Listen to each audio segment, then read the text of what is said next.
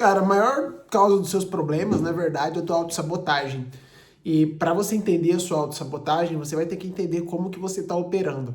Não é fácil entender isso, mas no vídeo de hoje eu vou tentar explicar um dos motivos, que são as funções cognitivas de Jung. Não é um vídeo muito longo, eu estou testando um microfone novo hoje, vamos ver se vai ficar bom. Se não ficar, eu já comprei outro também, então a gente pode testar outro no futuro. Enfim, tô aqui com o meu roteirinho, como de costume, como vocês já conhecem, quem é da casa, quem não é, seja muito bem-vindo. Meu nome é Fernando Bock, sou sociólogo, me especializei em duas áreas muito importantes para a sociologia, que são a psicologia social e a ideia da construção de hábitos, tanto no sentido bourdieusiano quanto no sentido neurológico, e também no desenvolvimento de um mercado, de uma resposta profissional aos desafios modernos dentro do nosso sistema capitalista atual.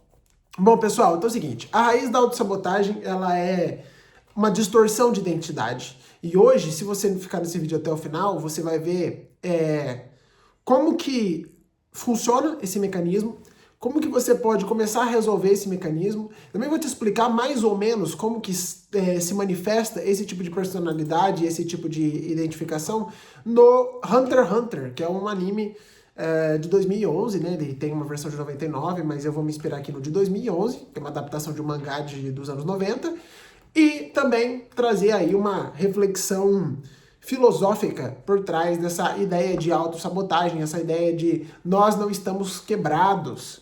Quer dizer, talvez alguns de nós estejamos, mas é mais profundo do que isso. Pessoal, então, como eu falei, raiz da autossabotagem é a distorção da identidade. Muitas vezes, nós, por conta de traumas, que são aprendizados, né? E traumas são memórias que a gente teve muita dificuldade de lidar lá na época que aconteceu, porque fizeram uma sobrecarga emocional poderosa em cima de nós, e nunca foram processados, e muitos nunca serão processados, né? Traumas muito severos, muito pesados, é muito difícil de ser processado, mesmo com anos de terapia.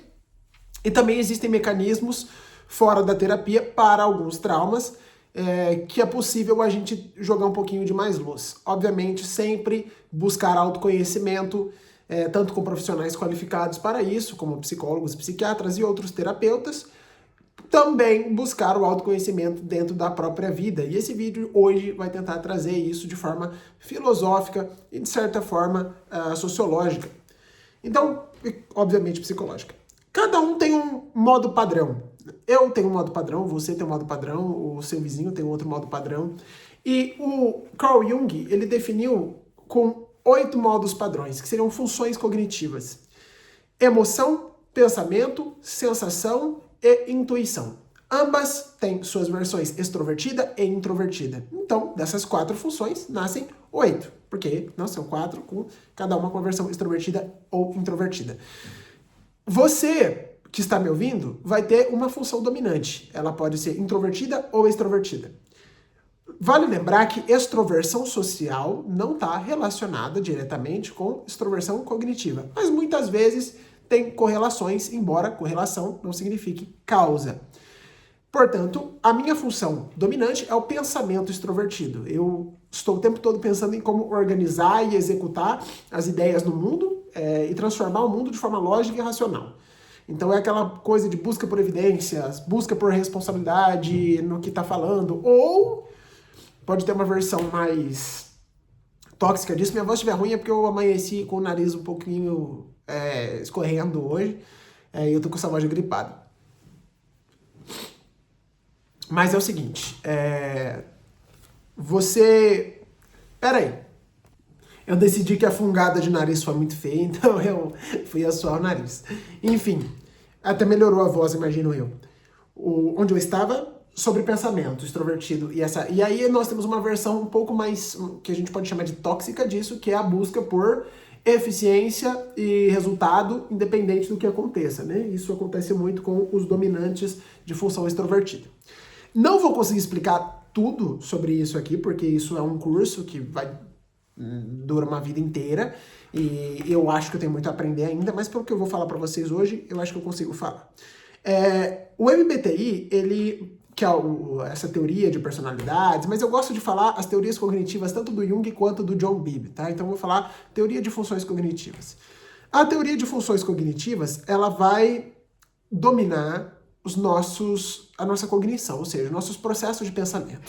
Uma pessoa que ela é emoção extrovertida, ela busca harmonia social, ela busca não ferir o status quo, ela sempre está se preocupando com como o pessoal está se sentindo, certo? Você deve conhecer, assim, a gente chama normalmente de a função cognitiva das mães, né? É um estereótipo. Uma pessoa de sensação introvertida, ela vai ser aquela pessoa que foca muito que tende a ser mais caseira, que foca em memórias, em detalhes passados. Normalmente é aquela pessoa que é um Excelzinho ambulante, né, toda organizada, com uma memória muito boa, muito vívida, até sensorial mesmo, aquele tipo de pessoa que se diverte tomando um chá e lendo um livro, certo? Claro, eu estou falando de estereótipos, tá, pessoal? Porque você vai ter, por exemplo, militares que usam sensação introvertida, que são mais disciplinados, né, que tem esse rigor tático. A figura do samurai, por exemplo, é uma figura que a gente pode pensar como dominante em sensação introvertida. E aí vão várias funções para quem tiver, se você tiver algum tipo de curiosidade, ao final desse vídeo você pega e pesquisa as funções cognitivas, vê qual combina mais com você, a dominante, e a partir da dominante você só pode ter duas combinações, né? E aí a partir disso você pode procurar lá as 16 personalidades e dar uma lida sobre. Não é uma coisa que vai resolver em um dia, mas eu tenho certeza que é algo que vai mudar muito a forma que você entende foco, motivação, você mesmo, né? Até algumas questões que você pode ter patologizado, que são mais, entre aspas, naturais do seu tipo cognitivo, certo? Que nasce através de uma série de fatores combinados biopsicossociais. Então, o exercício que eu quero trazer para vocês aqui é para você escrever agora. Pega um papel, eu espero, pode pegar. Você vai pegar um papel, você vai abrir ali o caderno, a caneta, que seja, e você vai escrever 3 situações onde você se sentiu focado ou motivado. Então, eu me senti focado escrevendo um livro, eu me senti motivado indo na academia, eu me senti focado ouvindo uma música, tocando uma guitarra, sei lá, você vai procurar quais são essas situações que te trazem foco e motivação, enfim, conforto em geral, né? A alegria é mais difícil de medir porque muita gente confunde alegria com dopamina, né? Como você está fritando o seu cérebro, seus receptores de dopamina. Então, não. É melhor buscar para foco e motivação. E depois eu quero que você anote 3 situações de irritação ou esgotamento, sabe? Algo que só de você fazer te irrita, te esgota. Então, provavelmente essas coisas vão estar ali nas suas funções inferiores ou até na sombra, né? Que é um debate um pouco mais complexo. Tive que assoar o nariz de novo, que já estava atrapalhando a minha voz. Coriza, rinite, é horrível. E é o seguinte, ao analisar as diferenças, você vai perceber a sua arquitetura mental. Você vai falar, olha, situações como essa e análogas a essa tem a ver com o meu foco, situações como a outra e análogas àquela outra tem a ver com aquilo que me irrita, aquilo que eu não gosto. É o suficiente para você descobrir o seu tipo? Não. Eu acho que até você pode comparar isso, fazer os testes. Tem alguns profissionais aí na internet que são especializados nisso. Eu faço um protocolo, mas eu não sou um especialista em MBTI. Embora é muito difícil eu errar o diagnóstico de alguém, porque eu faço vários testes, provas reais e tal. O diagnóstico é ótimo, né? Acertar o tipo, a análise, né? O resultado. E aí, usando o exemplo que eu queria usar lá do Hunter x Hunter, o MBTI é como o NEM. É um tipo de poder, né, que tem no Hunter x Hunter, que ele é o seguinte: quando o personagem ele nega o próprio NEM, isso gera travamento. Se ele tenta aprender o poder dele e ele não consegue, tentando de forma diferente, ele não consegue. Porque no Hunter x Hunter, os poderes dos personagens e a psicologia, a personalidade deles, estão juntas. Então, o que você pode pensar ao fazer isso, ao assistir o Hunter x Hunter, de qual dos tipos você se identifica mais, né? Mas eu não quero assistir, eu não gosto, tá, não, tudo bem. Então, só para você pensar que, vou te explicar, o desenho lá, o anime, ele mostra personagens mais alegres, mais vívidos, mais, sabe, corporais, mais calorosos, como fortalecedores, ou seja, eles usam um poder que deixa eles fisicamente mais fortes. Por quê? Porque eles são do aqui e agora, né? Eles são da sensação. Personagens que têm um tipo mais analítico, mais científico, mais racional, vão usar poderes, por exemplo, de transmutação, ou seja, eles mudam a si mesmo ou as coisas, né? Transformam as coisas ou a si mesmo. Personagens que têm mais criatividade, no sentido de naturalmente explorar várias possibilidades, eles vão ter um tipo de conjuração, que é criar coisas, né? Personagens que têm mais profundidade simbólica, filosófica, de pensamento, eles vão ter um tipo de emissão, ou seja, eles vão emitir elementos, emitir... Né? É o personagem que solta foguinho pelas mãos, tá aí na emissão. E personagens que têm essa coisa, essa busca por entender as emoções, né? Por ser mais, digamos assim, mais manipulador mesmo, ele vai ter o NEM da manipulação, onde ele vai manipular pessoas e criaturas para ajudar ele em combate. E aí tem um tipo especialista que não entra nenhum, e a maioria dos que estão no tipo especialista denotam ter algum tipo de trauma muito severo, e aí a personalidade deles não é tão definida, entendeu? Tipo o Kuroro, que você não sabe se ele é um vilão ou se ele é um messias do submundo, entendeu? Do submundo, não é anticristo, tá? É messias do submundo criminoso, assim. Mais uma, peraí. Ó, valorizem o esforço, tá? Porque vim gravar aqui com coriza, tá complicado. Eu lembro quando eu dava aula em ensino médio, tinha que ficar com papel higiênico ali do meu lado, suando o nariz, os alunos vendo, maravilha.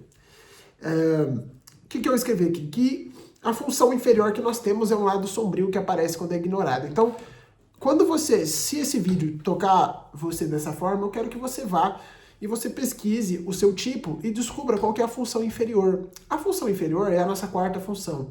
É a que a gente menos usa, ela é a menos amadurecida. E ela é quem aparece nos momentos de estresse. Então, uma pessoa que ela executa muito, ela tende a reprimir as emoções. E aí, no momento de estresse, as emoções tomam conta. Uma pessoa que é muito cuidadora, ela tende a não ser muito analítica. Né? Por quê? Porque como ela aceita tudo que a sociedade diz para ela não tem muito senso crítico. E aí, nos momentos de estresse, esse senso crítico vai virar o senso crítico de criticar as pessoas e de ficar um pouquinho paranoica, né? Porque tem uma dificuldade de lidar com as informações, lidar com a realidade. Enfim, aí se combina isso normalmente com uma visão de futuro já negativa, fica a pessoa completamente paranoica, às vezes é reacionária demais, né? Enfim. O MBTI ele não é prisão, né? Quando eu olho aqui é porque às vezes eu esqueço que eu tenho que falar, isso é normal. MBTI não é prisão, ele é um ponto de partida. Eu gosto de entender o seguinte, né? As pessoas pensam, eu descobri minha personalidade, agora eu sou assim, tipo igual o signo, né? Eu sou chato porque eu sou capricorniano, eu sou agressivo porque eu sou ariano. Não, você é chato porque você é agressivo porque você é agressivo, você é mal educado porque você é mal educado. Não pode ficar usando isso como justificativa. Agora, a partir do ponto que você sabe o que você sabe para onde evoluir, e eu sempre brinco. Eu preciso exacerbar meus pontos fortes, tem que ser muito bom usando minha função dominante, e atenuar os pontos fracos, ou seja, conseguir amadurecer ela a ponto dela não me atrapalhar, não me sabotar, não sabotar meus relacionamentos, meu trabalho e minha relação comigo mesmo, né? Aí uma outra anotação que eu deixei aqui é que crescer é amadurecer. Muitas pessoas falam sobre desenvolvimento pessoal, inclusive eu considero que eu trabalho com isso, desenvolvimento pessoal, porque tem que crescer na vida. Mas o que é crescer na vida? Na minha opinião, claro que você pode colocar critérios objetivos externos, por exemplo, eu estou mais bonito dentro de um padrão de beleza, estou mais saudável dentro de um padrão científico, estou mais rico dentro do padrão capital. Tudo isso realmente são critérios objetivos, mas subjetivamente, eu penso que crescer, o desenvolvimento pessoal, ele está atrelado com você amadurecer. E aí, a tua função dominante, ela vai ser a tua direção, ela vai guiar a tua vida, ela vai direcionar para onde você vai, não é que você é um refém dela, é o que você não consegue ser algo diferente disso. Claro que você pode adicionar nuances, que é o que eu quero falar agora, mas é a sua direção. A tua função auxiliar, lembra que eu falei que nós temos 4 funções principais? 4 na sombra, mas a gente normalmente não fala delas porque você quase não vê elas, né? Elas ficam muito escondidas. Então a auxiliar ela vai equilibrar. Então uma pessoa introvertida, né, que ela tem a função dominante introvertida, ela sempre vai ter a auxiliar extrovertida e vice-versa. Porque ninguém é 100% extrovertido, ninguém é 100% introvertido e nós precisamos desse equilíbrio. Então a função que me equilibra, ela vai me equilibrar para algum lado e vai ter formas diferentes disso acontecer. A função terciária, que é a terceira, né? ela é da onde vai surgir a minha confiança. Por quê? Normalmente, a forma que cada um manifesta a própria confiança em si mesmo tem a ver com isso. E não só confiança, brincadeira também. Porque a função terciária, como ela é a mais jovem, ela é o puera aeternus, que ela é a criança. Ela é criança, ela se manifesta de forma infantil. E o nosso lúdico tem a ver com isso. As nossas brincadeiras têm a ver com a nossa função terciária. E quando a gente está muito relaxado, ela aparece para brincar. Certo? Porque sai aquele filtro das duas dominantes e auxiliar, né, que nos ajudam, e aí ela aparece quando somos saudáveis, né? E ela aparece para brincar e ela precisa ser ouvida, ela precisa ser relacionada, enfim. Por isso que você vai ver pessoas que, no trabalho a pessoa de uma forma e no churrasco ela é completamente diferente. Sim, isso acontece muitas vezes. Tem gente que não, tem gente que é a mesma coisa o tempo todo, mas muitas, eu acho que até a maioria, elas são diferentes em ambientes diferentes. Que o Jung vai cunhar como personas, máscaras que nós usamos, que escondem o self, escondem a sombra e vão alternar aí os seus papéis em momentos diferentes da vida e do dia. E por último, é a nossa função inferior. E daí, cara, vai surgir a maturidade.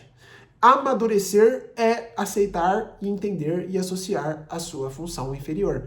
Então, por exemplo, a minha função inferior tem a ver com aceitar minhas emoções, aceitar minha vulnerabilidade, lutar pelas coisas que eu acredito, ter valores muito próprios e inegociáveis. E quando eu era mais novo, eu tinha muita dificuldade de fazer isso. Né? Por exemplo, talvez eu apagasse esse vídeo porque eu tive que dar uma fungada, uma puxada de chupacana, né? Como a gente brinca. Porque, não estou perfeito o suficiente, né? E perfeição não tem a ver com excelência. Excelência tem a ver com, o que eu tenho agora e o que eu vou fazer com isso, eu vou tirar o melhor disso. Então, assim, com o cenário que eu tenho, com a câmera que eu tenho, com o talento ou a inteligência que eu tenho e com a minha condição de saúde atual, eu faço o melhor que eu posso. Isso é excelência. Mas para entender isso, eu tive que aprender a lidar com a minha vulnerabilidade, as minhas emoções, entender que emoção não é fraqueza, que na verdade é das emoções que vem a força, no meu caso, tá? Isso não significa para todo mundo, mas no geralzão assim, falando do ponto de vista biológico, sim. Mas pessoas com o meu tipo, isso é ainda mais acentuado, porque é muito reprimido durante a vida inteira. Cara, eu não sabia chorar, assim, até hoje eu tenho muita dificuldade, sabe? Chorar, ou melhor do que isso, pior do que isso, é comemorar, por exemplo. Eu ganho um presente muito fera, assim, dificuldade muito grande de comemorar. Por quê? Porque emoções são feias, são fraquezas, são coisa de gente vulgar ou vil, sei lá. E, enfim, eu aprendi isso para me proteger de alguma forma, né? E aí passa por um processo de entender que não é assim, e aí hoje eu consigo essas catarses emocionais com mais facilidade, ser mais vulnerável, dizer, colocar limite, dizer quando eu não gosto, pedir desculpa, uma coisa que eu tinha muita dificuldade, tinha vergonha e orgulho, né? Porque o orgulho, na verdade, orgulho e arrogância são uma proteção. São uma proteção de uma pessoa insegura. Então, mais uma pausa. Usar o nosso tipo corretamente aumenta o nosso foco e a nossa clareza. Claro, poxa, se eu estou dentro de um ambiente que joga dentro das regras que fazem melhor para mim, eu vou ter mais foco, eu vou ter mais clareza. Isso vai ter a ver com relacionamento, vai ter a ver com trabalho, vai ter a ver com seus gostos pessoais, com suas amizades. Muitos de nós temos amizades e relacionamentos por conveniência, não porque é o que realmente combina conosco. Claro, muitas vezes é importante a gente ter o oposto justamente para que a gente evolua, mas vai de cada caso em cada caso, cada pessoa, porque não é só isso que determina a nossa personalidade, certo?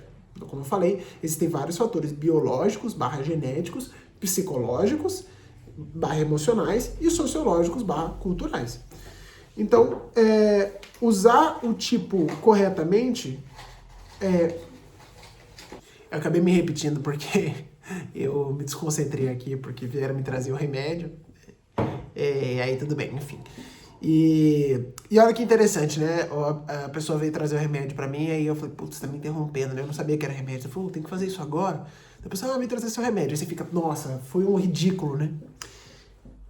Antigamente eu teria muita dificuldade até de me perdoar, sabe? Eu falo, nossa, como eu fui ridículo com a pessoa, né? E eu não falaria nada. Eu falo, não, nossa, desculpa, obrigado, eu não sabia, é porque eu não sei o que, eu tô terminando o vídeo, enfim. Então, é até legal que é um exemplo que dá pra mostrar que todos nós somos meio que naturalmente babacas, assim, e imaturos. Por isso que a adolescência é um desespero, né? A escola é um desespero. Mas Eu falo isso porque eu dei aula, né, em escolas, então eu sei como é que funciona. Mas é através do desenvolvimento dessas funções que a gente vai ficando mais maduro, entendendo, tendo autoconhecimento e falando, cara, tá tudo bem pedir desculpa. Ah, se uma pessoa me desrespeitar, bom, depende do desrespeito, eu coloco o limite. E se ela continuar desrespeitando, eu saio de perto. Ah, mas ela vai me fazer mal. Não, não necessariamente, até porque às vezes um desrespeito é uma brincadeira. Você vai aprendendo a ter maturidade. Então a palavra é sobre isso, sobre maturidade. Por que o nome desse vídeo não é Como se tornar maduro? Porque eu não acho que eu seja maduro a ponto disso ainda, sabe? Mas eu estou te trazendo um mecanismo que você pode usar para amadurecer, com certeza. O nosso jeito de ser é uma vantagem, se for usado da forma certa. E para muitos de nós, eu acho que para todos, a autoestima passa muito por estarmos confortáveis em sermos quem somos. E se você não é confortável em ser quem você é porque você não parou para olhar para dentro e ver toda a beleza que se esconde dentro do teu tipo, dentro da sua personalidade, dentro das suas características biológicas que são presentes dos seus pais, as características psicológicas, que são a sua história de vida, a forma que você conseguiu lidar com tudo que o mundo te jogou até aqui, e as suas questões sociológicas e culturais, que são sim a sua classe, da qual você precisa ter consciência. Lembrando, né, pessoal, consciência de classe não te torna comunista.